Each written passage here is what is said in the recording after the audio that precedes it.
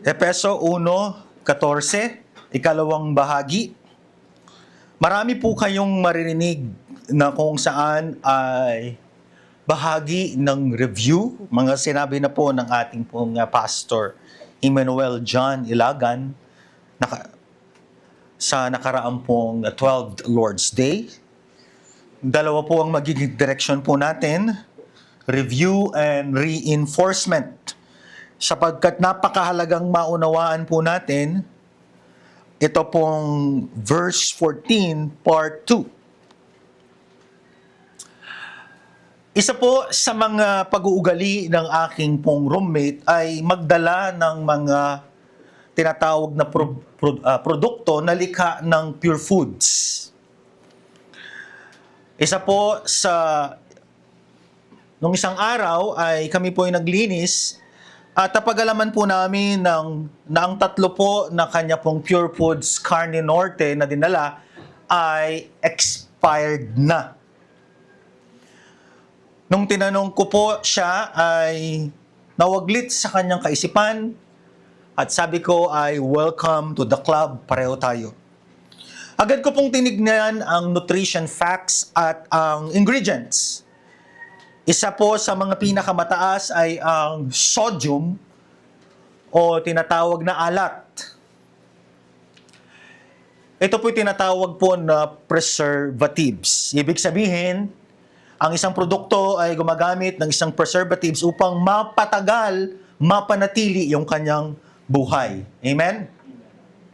Karamihan sa mga delata po na ating pong kinukonsumo o binibili sa mga paborito ninyong grocery store, whether it is Save More or Pure Gold, bahala na kayo kung ano ang inyong bias, ay may mga preservatives po yan para mapanatili at mapahaba ang pong kanyang buhay. To preserve, ika nga. Sa Pampanga ay ginagamit din ang sodium o natural na alat sa mga buro. To preserve. Bago pa man po dumating ang mga Espanyol at sakupin tayo ng 333 years, ay isa sa mga kultura natin sa pagluluto ay to preserve sa pamamagitan ng asin. Kung naghahanap po kayo ng buro, wag po ako ang inyong tanungin si Elder Mark. Ayan. Sapagkat ang kanya pong buro ay bawang at sibuyas, ako po ay may luya. So magkaiba na po ang aming pananampalataya pagdating sa buro. Magkaiba na po kami ng relihiyon. Ang relihiyon po niya sa buro ay walang luya. Ang relihiyon ko sa buro ay may luya. Yan. Pero tinitiyak ko mas masarap yung akin. Ipagpaumanin mo na, Elder Mark. Ako ngayon ang nandito sa preaching. Amen. Bawi ka na lang. Isa rin sa mga ginagamit na pang-preservative para mas lalong humaba ang kanyang buhay at mapanatili, to preserve, mapanatili, ay ang suka. Amen? Kahapon po ay ako po ay nagluto ng paksiw. At kung tutuusin, baka umabot pa ata ng 1 taon yan kapag ikaw ay nagpapaksiw. Tama? Diba? Ang ating po mga ninuno ay nagluluto po ng adobo at talagang literal po silang naghuhukay at inilalagay sa palayok at ibinabaon ng matagal. Sabi nga nila kapag may sukat asin, habang lalong tumatagal, mas lalong sumasarap. Mga kapatid, habang kayo po ay mag-imagine ng buro, habang kayo ay mag-imagine ng paksiw, isa ang ating pong gustong ipunto, to preserve, mapanatili, mapahaba.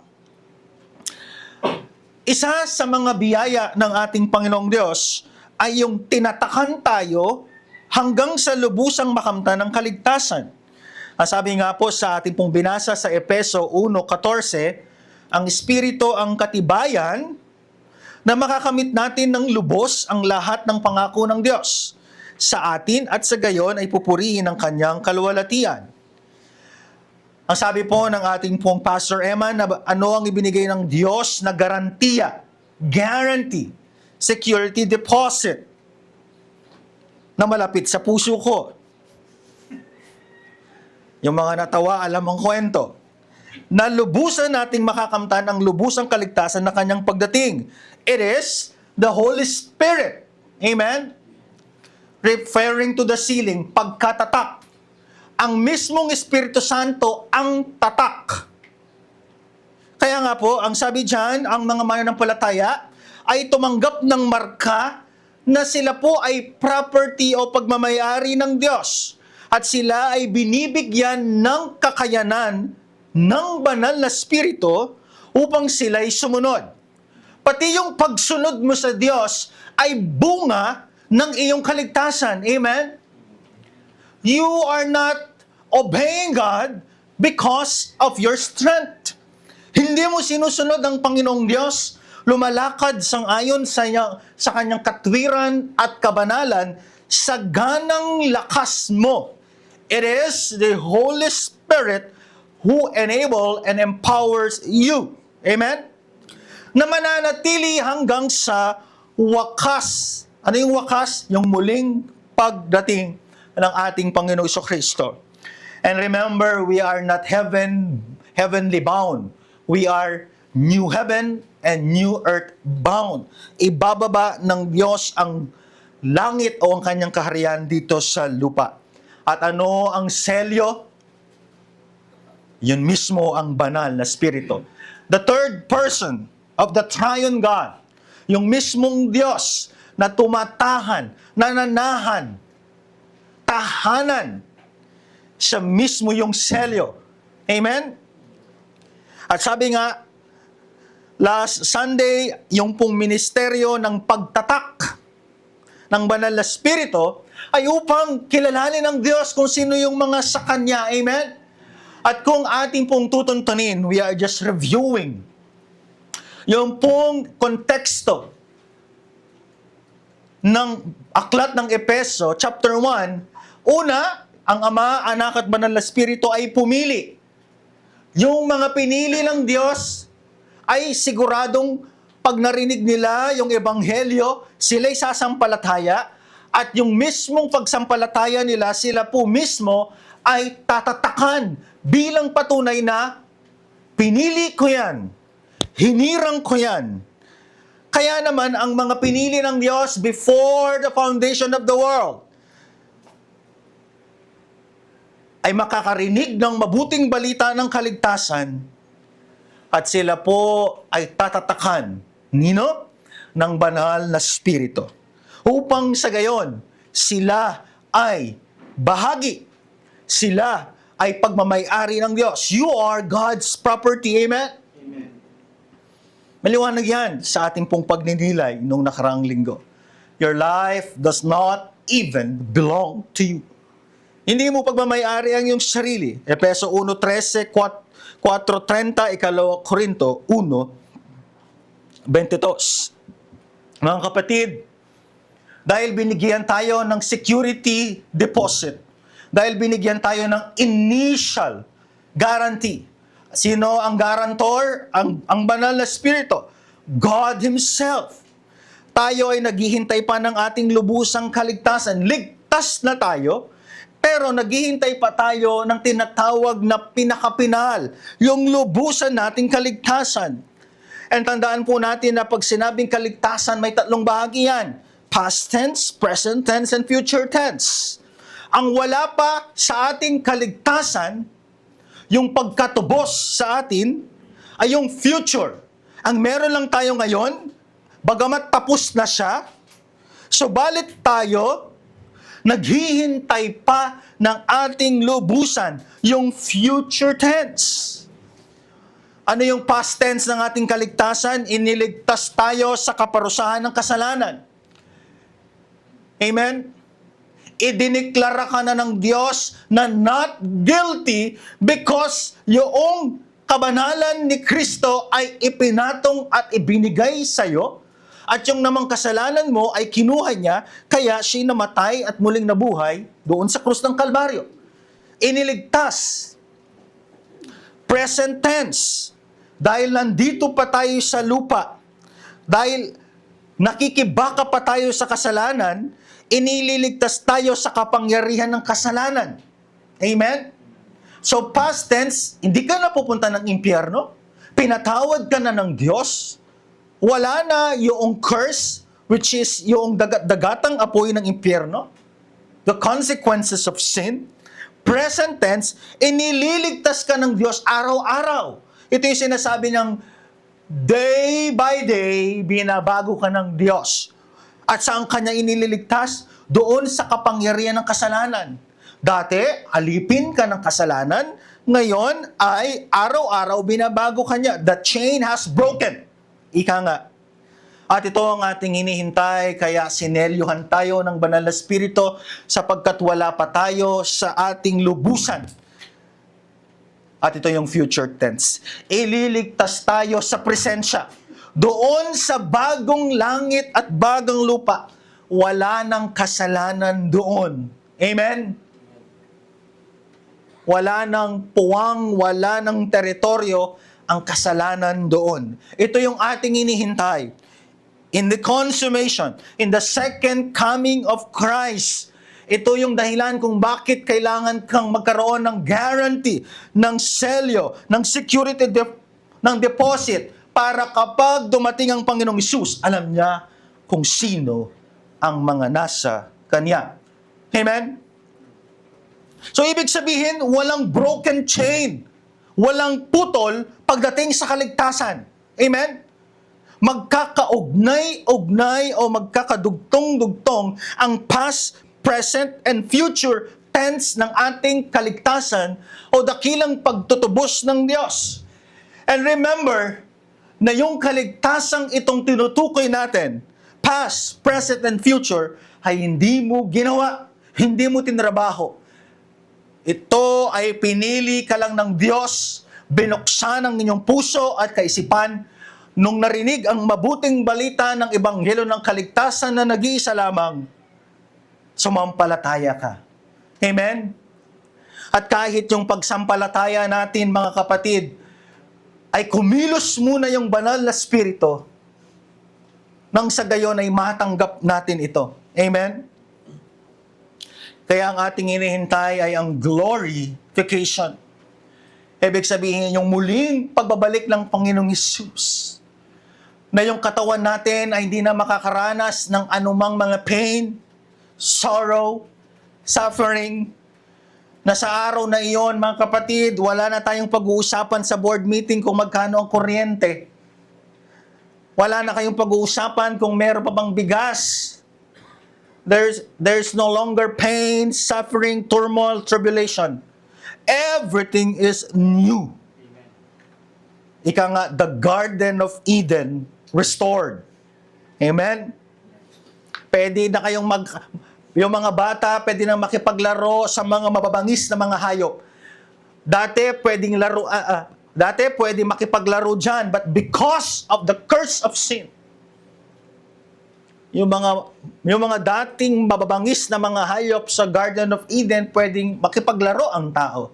But because of the sin, akala po natin kasi na nung pumasok ang kasalanan sa kasaysayan ng sangkatauhan, tayo lang ang naapektuhan. No. Even the animals were affected. Even yung kalikasan ay affected. Kaya nga nung sabi ni San Pablo, the nature is groaning. Ano yung groaning? Ito ay nag-aasam, naghihintay ng pagbabalik sa kanilang dating orihinal na disenyo at pagkakagawa ng Diyos. Amen? Buti pa yung nature excited sa muling pagbabalik ng tagapagligtas. Ang mga mananampalataya, ewan ko ba kung mga excited. Are you excited? Amen. Sino nang gustong mauna? Di ba? Alam nyo, sa gulo ng politika ngayon dito sa Pilipinas, talagang mapapamaranata ka. Maranatha means our Lord and Savior Jesus Christ come immediately. Amen? Kaya nga dyan, God has given us a guarantee initial deposit of our full inheritance. Ano ang ating inheritance na hindi kayang the world that could never ever offer? It is our salvation. It is our full inheritance. Who is the deposit? Ang banal na Espiritu. At siya yung ebidensya. Amen? That is our review. Amen?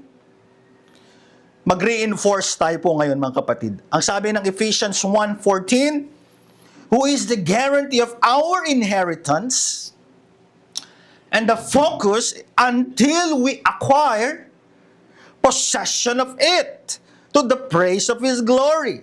Ito pong until we acquire, sa Griego po, ito po ay may idea ng salitang to preserve, to keep safe, panatilihin at pangalagaan. Amen? Kagaya nga po ng sinabi ko, yung mga ginagamit na preservative, suka, asin, o kung ano mga preservative na ginagamit, ang purpose niyan ay panatiliin, pahabain yung span of life or span of life. Ganon din.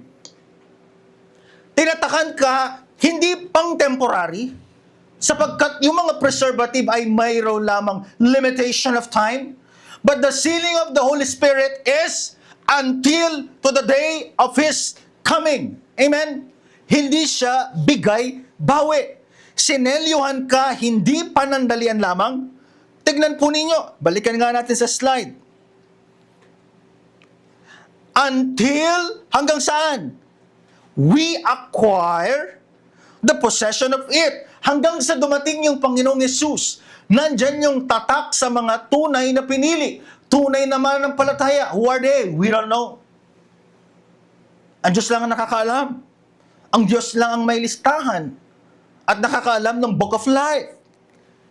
Ibig sabihin, yung pagkatatak ng banal na Espiritu sa mga mananampalataya na pinili ng Ama, ng Anak at banal na Espiritu ay hanggang sa kanyang muling pagparito ng Panginoong Hesus ay nananatili yung pagkaselyo. Nananatili yung security deposit. Hindi siya wini-withdraw. Hindi siya nawawala. Kaya ang sabi ni San Pablo sa mga taga-Epeso, until we acquire. Amen?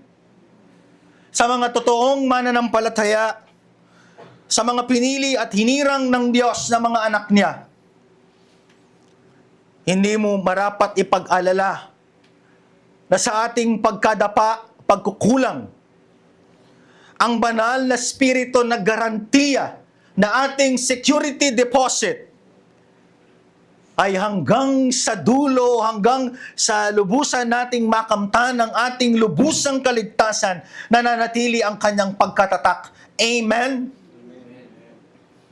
It is the job or the work of the Holy Spirit.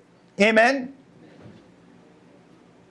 And we really need to be faithful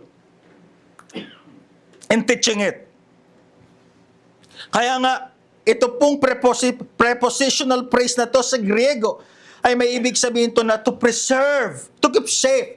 Yung banal na Espiritu, hindi ka lang niya basta tinatakan, hindi lang basta tumatahan o kasama mo yung indwelling, kundi pinapangalagaan ka rin yung pagkatatak niya. Amen? Kaya nga, ang dalawang Tagalog translation kong pinili, pagpapanatili at pangangalaga ng banal na Espiritu. Preservation. Sabi mo sa katabi mo, preservation.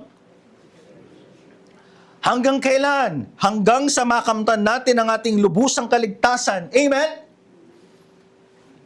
Kaya ang pangangalaga at pagpapanatili ng ating kaligtasan hanggang sa makamtan natin ng lubusang kaligtasan sa muling pagparito ni Jesus ay hindi galing sa atin kundi galing sa Diyos. Amen? The sealing, yung pag-preserve, yung pag-keep, yung pagpangangalaga, it is the work of the Holy Spirit within us. Kung baga kasama mo, hindi siya layas. Di ba? Hindi siya umaalis. Ang kanyang pagtahan dahil ikaw ay kanyang tinatakan ay mananatili siya hanggang sa lubusan mong makamtan. Hanggang sa dumating ang ating Panginoong Hesus. Amen? Grabe mga kapatid. Kaya nga ang tawag dyan, eternal security. Another term, preservation of the saints. pananatili at pangangalaga ng banal na spirito sa mga totoong hinirang ng Diyos.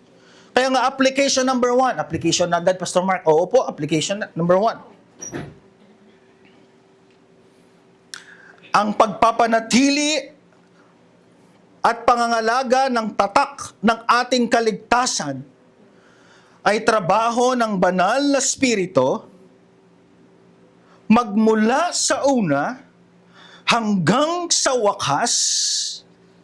Kaya, work out your salvation. Hindi sinabi ni San Pablo na work for. Magkaiba ang work out sa work for. Ang work for, trabahuin mo dahil wala ka pa.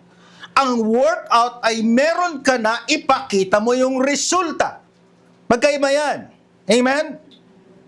Kaya nga, kung yung tatak ng banal na spirito ay magsimula sa una hanggang sa dulo, walang iwanan at hindi ka nilalayasan, ang una nating application dito, ipakita natin yung resulta. Ipakita natin yung bunga ng ating kaligtasan. Ipakita mo kasi meron ka na. Hindi mo ipapakita dahil wala ka pa.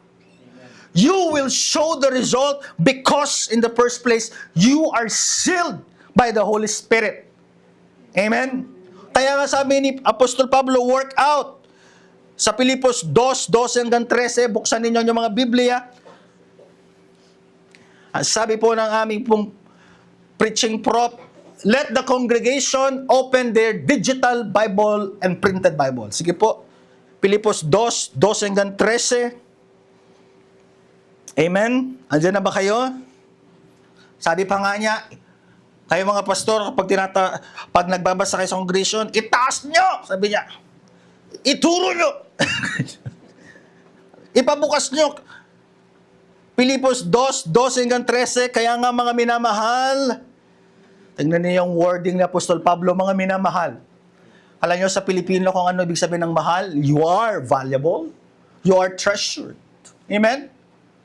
So ibig sabihin, kaya nga mga minamahal, kapag sinabi ni Apostol Pablo at sinabi ng Diyos, minamahal, ibig sabihin, you are valuable. Mahalaga kang significant.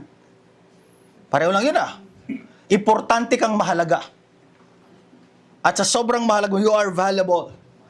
Alam po ninyo, si Pastor Mark po, ako po ay nag-aaral ng informal ng Pilipinong Psikolohiya. Pinag-aaralan ko po ang Filipino Psychology. Informal. Sa YouTube University.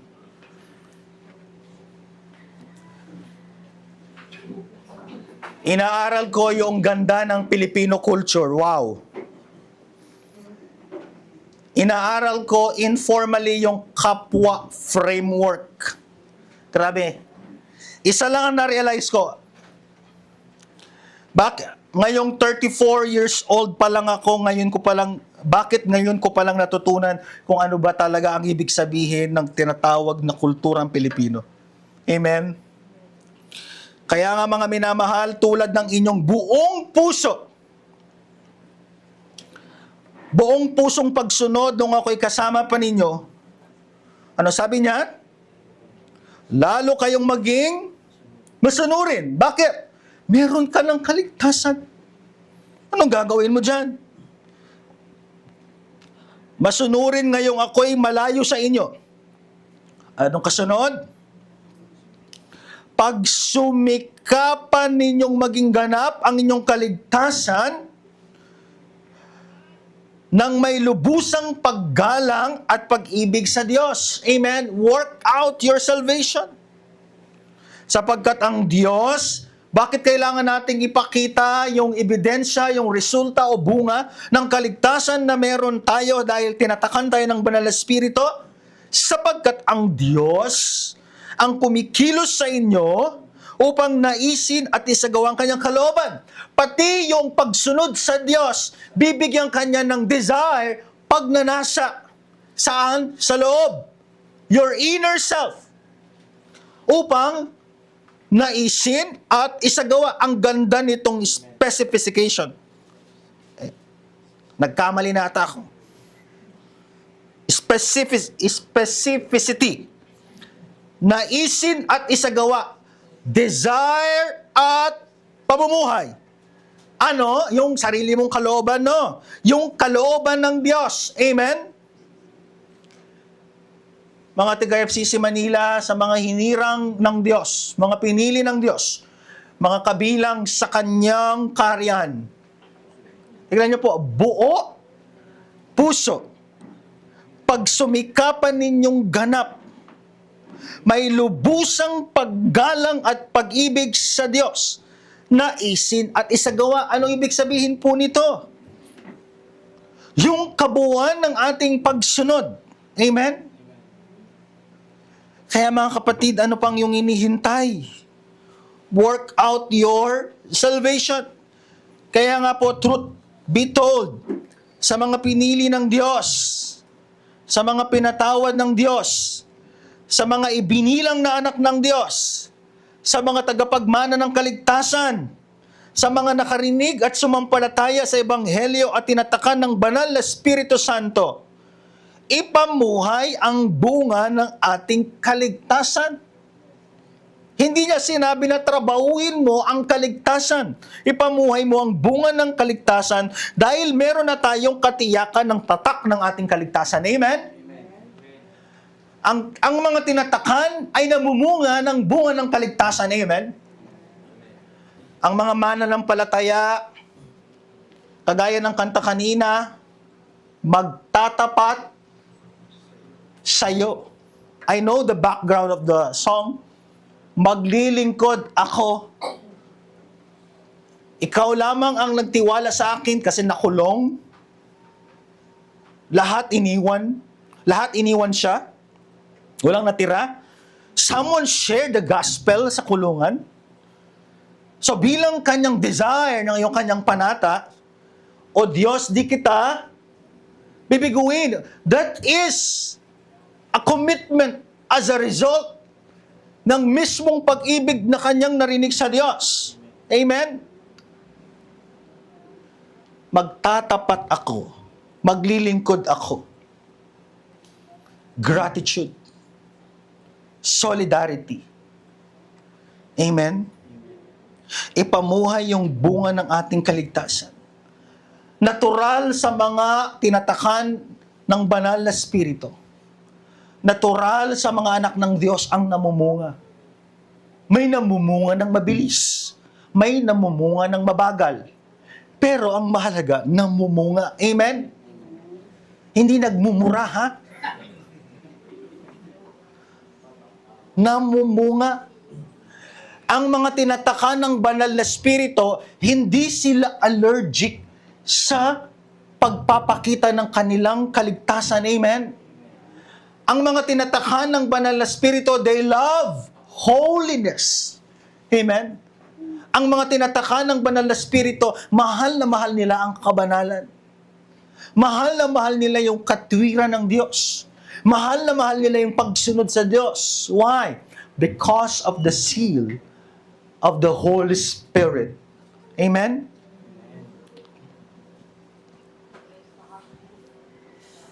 Ano ang ating magiging dahilan upang hindi sumunod sa Diyos? Tignan ninyo. Indwelling, pagtahan ng Diyos. Enabling, empowering, pagbibigay ng kakayanan. In-explain to ni Pastor Emma last week. Sealing, pagtatak. Securing, pangangalaga. Preserving, pagpapanatili. Ginagawa ito ngayon ng Banal na Espiritu sa ating mga sumampalataya sa Kanya. Mga pinilit o hinirang ng Diyos. Amen? Kaya nga, natural na sabihin ni San Pablo, work out your salvation. Ipakita mo yung bunga ng kabanalan. Ipakita mo yung bunga ng katwiran. Ipakita mo yung buong pusong paglilingkod sa Diyos. Ibigay mo yung pamumunga. Amen? Ang mga mabunga ay ang mga mananampalataya. Amen? Bunga ng kabanalan. Bunga ng katwiran. Amen? Normal at natural sa atin ang kabanalan at pagsunod sa Diyos. Amen? Hindi po yung kung lumabas tayo tapos pagdating sa mundo, tatanungin tayo, sigurado ka bang mananampalataya ka? Oo. Bakit ang layo? Delikado ang ganyan. Amen? Parang hindi naman. Number two na, application. 10:04, advance pa to. Ang banal na spirito na nagpapanatili at nangangalaga sa ating pagkatatak hanggang sa wakas ay nagbibigay sa atin ng dahilan upang mas lalong tumibay ang ating kalooban. Amen? Sa mga tinatakan ng banal na spirito, muli, ini-emphasize ko, naulit na ito last week. Hindi pinangako ng Diyos na wala tayong mga kakaharapin. Pinapahintulutan ng Diyos ang mga iba't ibang mga suliranin sa buhay upang pagtibayin ang ating pananampalataya. Amen? Trials in life are the secret ingredients of God. Para mas lalo tayong mahubog sa pananampalataya. Amen? Kung sinubok ang ating Panginoong Kristo at tayo'y mga tagasunod niya, susubukin din tayo. Kaya anong sabi ni Pedro paulit-ulit? Ganon din ang sabi ni Santiago, huwag magtaka sa iba't ibang uri ng pagsubok because bahagi ng ating pagkatatak hanggang sa wakas. Dahil naghihintay ka pa, ano yung i-expect mo? Trials. Amen? Tribulations in life. Amen? Minsan nga, katabi mo, problema mo eh. Amen?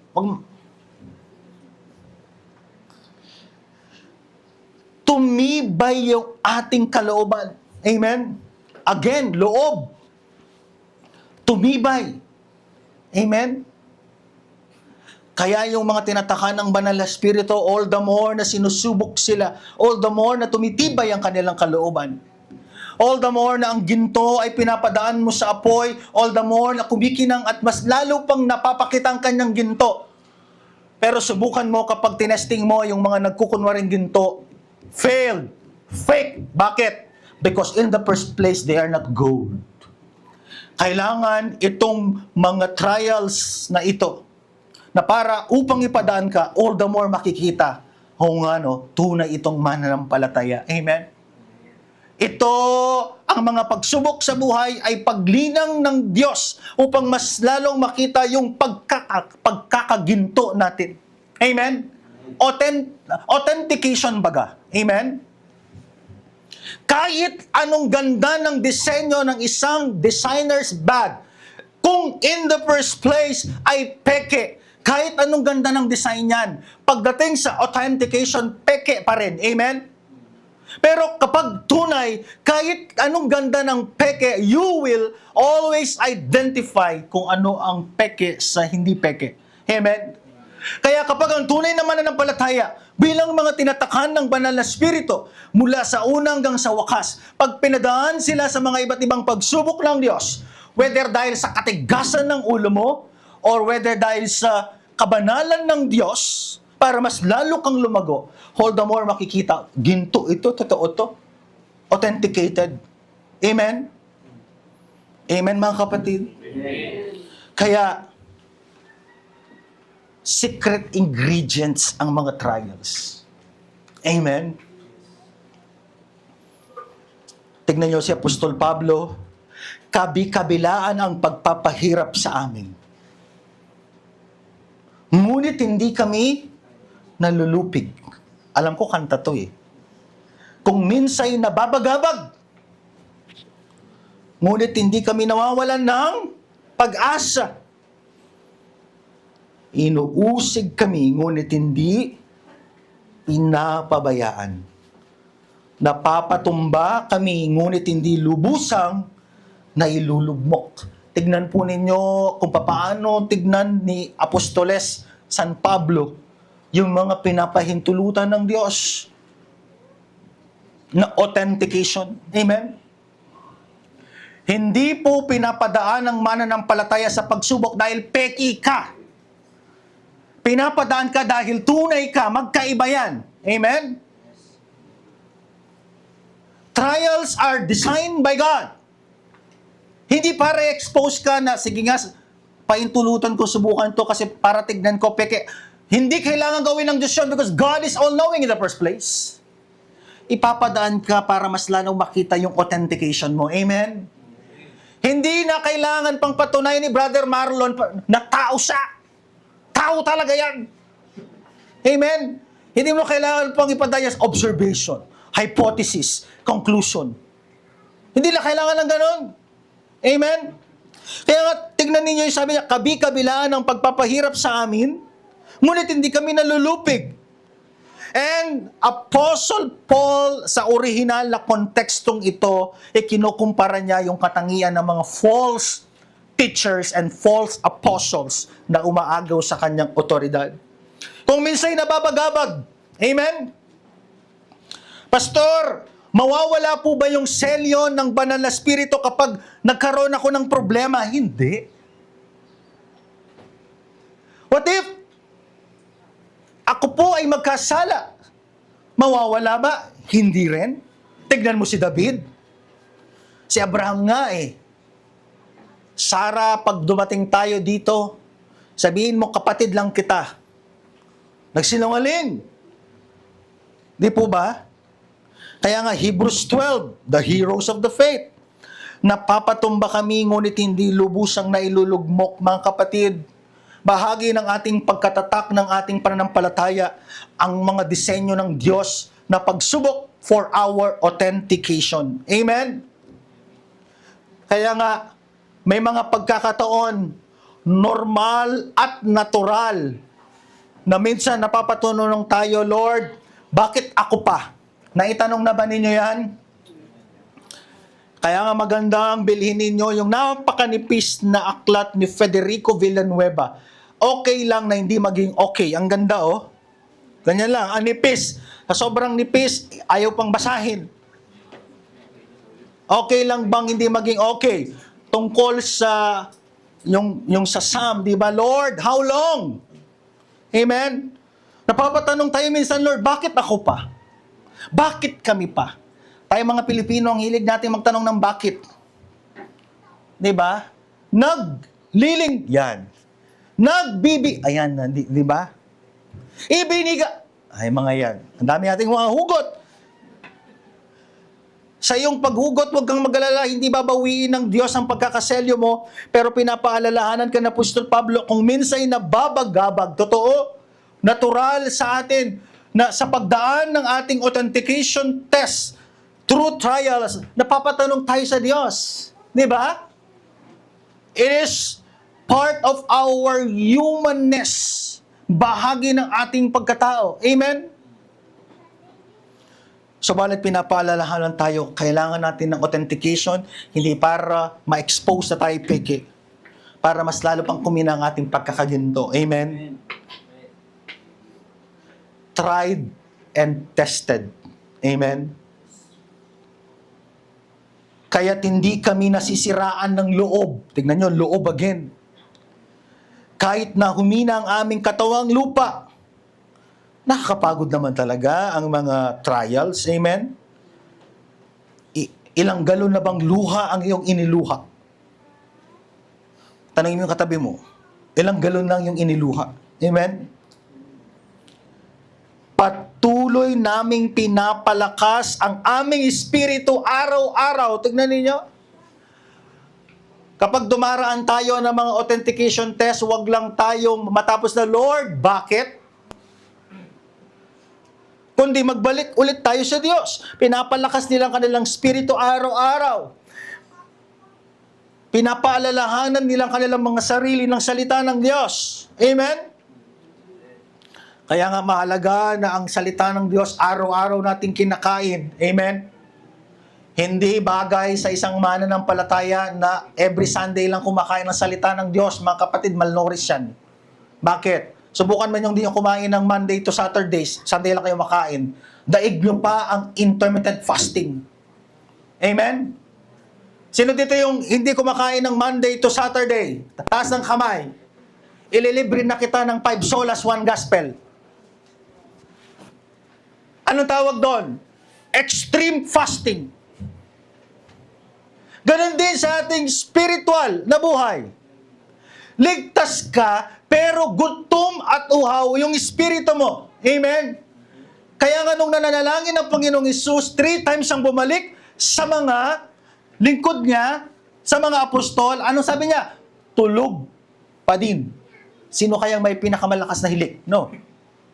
Tulog pa din. Kaya sabi niya, the spirit is willing, but the flesh is weak.